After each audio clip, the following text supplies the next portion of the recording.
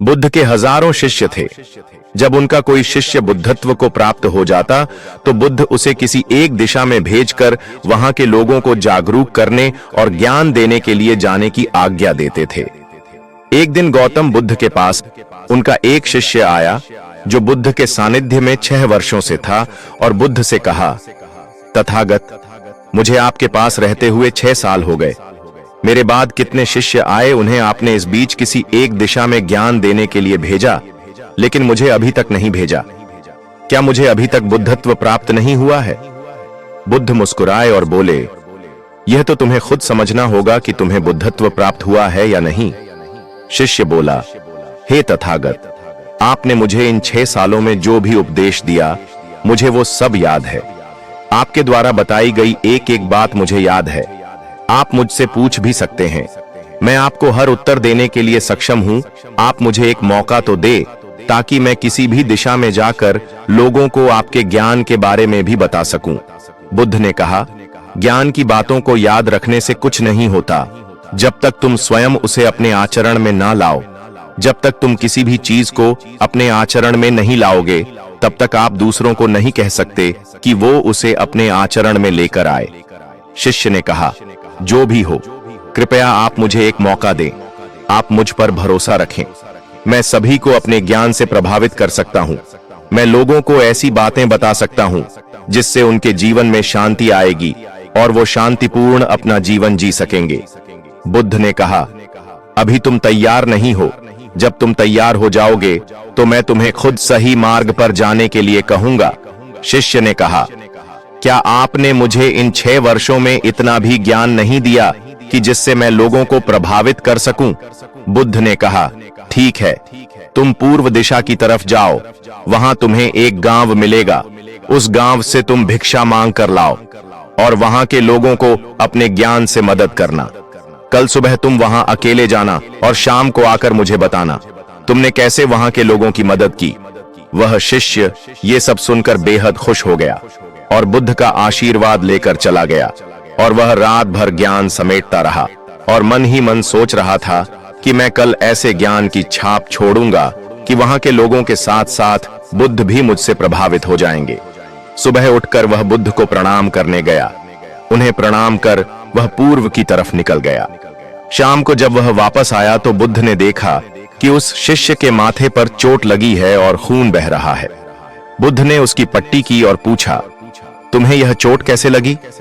शिष्य ने कहा, तथागत, वहां के लोग बेहद दुष्ट हैं। उन्हें जरा भी बुद्धि नहीं है। मैं उस गांव में भिक्षा लेने गया पर किसी ने मुझे भिक्षा नहीं दी। सब मुझे गालियां दे रहे थे। एक व्यक्ति ने तो मुझे भिक्षा तो दी, लेकिन नीचे फेंक कर और कहा, इसे उठा लो। मैंने उन्हें काफी समझाया, लेकिन वह मेरी बात सुनने को तैयार ही नहीं थे। उल्टा उन्होंने मेरे साथ हाथापाई की, जिससे मुझे चोट लग गई। हे तथागत, आप मुझे दूसरी जगह भेजें जहां के लोगों में बुद्धि हो, इस तरह न हो। बुद्ध उसकी बात सुनकर मुस्कुराए और बोले कि अगर तुम्हें दूसरे गांव में भी ऐसे ही लोग मिले तब तुम क्या करोगे?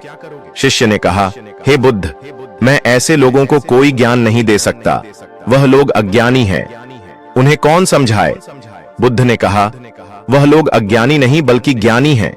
उनके पास बहुत बुद्धि है, परंतु उनके पास खुद का ज्ञान है। अब अगर तुम किसी दूसरे के ज्ञान को चोट पहुंचाओगे तो वह कुछ तो कहेंगे ही। तुम्हें ऐसे लोग हर जगह मिलेंगे, तब तुम अपना ज्ञान उन्हें कैसे दोगे? बुद्ध ने शिष्य को कहा कि आज तुम आराम करो, कल शाम को मेरे पास आना। शिष्य बुद्ध को प्रणाम करके चला गया। अगली शाम जब वह वापस बुद्ध के पास आया तब वहां एक और बुद्ध का शिष्य मौजूद था। उसके हाथ में चोट लगी हुई थी। बुद्ध ने उस शिष्य के हाथ पर चोट देख उस पर पट्टी की और उस शिष्य से पूछा कि तुम्हें यह चोट कैसे लगी? शिष्य ने कहा, तथागत, आपने पूर्व के एक गांव में मुझे जाने के लिए कहा था, वहीं मुझे यह चोट लगी। बुद्ध ने कहा, वहां तुम्हारे साथ क्या क्या हुआ, तुम मुझे बताओ। शिष्य ने कहा, हे बुद्ध, वहां पर मैंने सबसे भिक्षा मांगी, लेकिन किसी ने मुझे भिक्षा नहीं दी। एक व्यक्ति जिसने भिक्षा दी थी, उसने भी वह मुझे जमीन पर फेंक कर दी और कहा, उसे उठा लो। मैंने चुपचाप उसे उठाकर अपने पात्र में रख लिया और उसे कल्याण का आशीर्वाद दिया। तब उस व्यक्ति ने मुझसे कहा, आप बड़े ही अजीब व्यक्ति हो। मैं आपका अपमान कर रहा हूं और आप मुझे आशीर्वाद दे रहे हैं। मैंने उनसे कहा कि आप धनी हैं, आपने मुझे दान दिया है, इसलिए मैं आपको आशीर्वाद दे रहा हूं। फिर वहां से मैं आगे गया तो कुछ लोगों ने मुझे वहां से जाने के लिए कहा। उन्होंने मुझे कुछ अपशब्द कहे और मुझ पर कुछ पत्थर फेंके, जिससे मुझे चोट लग गई। जब मैं वापस आ रहा था तब मैंने एक मां को रोते हुए देखा। वह अपने बीमार बच्चे को लेकर चिंतित थी। मैं तुरंत जंगल से जाकर उसके लिए जड़ी बूटी ले आया, लेकिन वहां के लोग मुझे जड़ी बूटी देने नहीं दे रहे थे। फिर मैंने उनसे विनती की कि वह मुझे उस बच्चे का इलाज करने दें। उसके बाद वो जैसा कहेंगे मैं ठीक वैसा ही करूंगा। फिर जिस व्यक्ति ने मुझे भिक्षा दी थी उसने गांव वालों को समझाया, तब उन्होंने मुझे उस बच्चे को जड़ी बूटी लगाने दी। उसके बाद वह बच्चा ठीक हो गया। फिर गांव वालों ने मुझसे अपने किए गए अभद्र व्यवहार के लिए क्षमा मांगी और मुझे धन्यवाद कहा। फिर मैं वहां से वापस आ गया। हे बुद्ध, आपसे एक विनती है। उस गांव के लोग बहुत भोले भाले और सीधे हैं। क्या मैं रोज उसी गांव में जाकर भिक्षा मांग सकता हूं? ये सभी बात वो पहला शिष्य भी सुन रहा था। उसने यह सुनते ही बुद्ध के चरणों में गिरकर कहा कि हे बुद्ध, मैं समझ गया हूं कि अभी मैं उस लायक नहीं हुआ कि दूसरों को ज्ञान दे सकूं। बुद्ध ने कहा, हमें बाहर वैसे ही लोग दिखाई देते हैं जैसे हम भीतर से होते हैं। जब तक हम स्वयं को नहीं बदलते तब तक हम किसी को भी नहीं बदल सकते। खुद में परिवर्तन करना बेहद जरूरी है। कोई भी बात बताने से पहले उसे आचरण में लाना बेहद जरूरी है, क्योंकि आचरण में लाई हुई चीज को बताना समझाना बहुत आसान होता है और उसे लोग बेहद आसानी से अच्छे से समझ पाते हैं।